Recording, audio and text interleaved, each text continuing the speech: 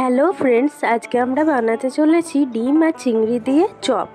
এর জন্য প্রথমে কড়াইতে তেল গরম করে চিংড়ি মাছগুলো ভেজে নিতে হবে। তারপর কড়াই থেকে চিংড়ি মাছগুলি তুলে নিয়ে কড়াইতে আবার তেল দিয়ে দিতে হবে পেঁয়াজ কুচি, গাজর কুচি। তারপর এটা ভালো করে ভাজতে হবে কিছুক্ষণ। তারপর দিয়ে দিতে হবে ক্যাপসিকাম কুচি, লঙ্কা কুচি।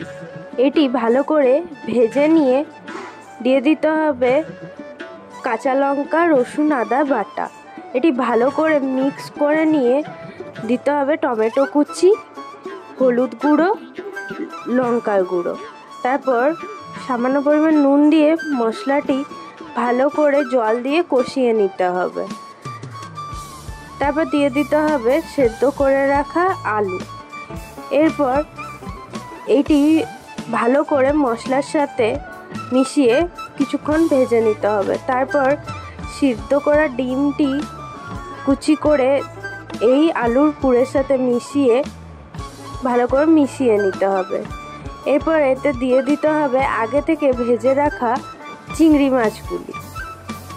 তারপর এটিও ভালো করে পুরটির সাথে মিক্স করে নিতে হবে।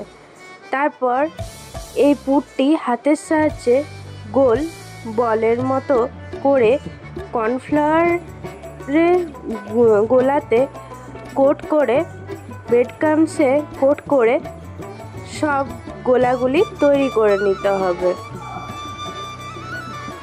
তারপর কড়াইতে তেল গরম করে এই বলগুলি ভেজে নিতে হবে যতক্ষণ না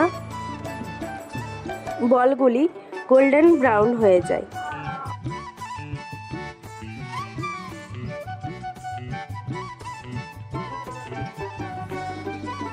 তারপর কড়াই থেকে তুলে গরম গরম সার্ভ করুন। আশা করি আজকের রেসিপিটি আপনাদের ভালো লেগেছে। ভালো লাগলে লাইক, শেয়ার, সাবস্ক্রাইব করতে ভুলবেন না। ধন্যবাদ।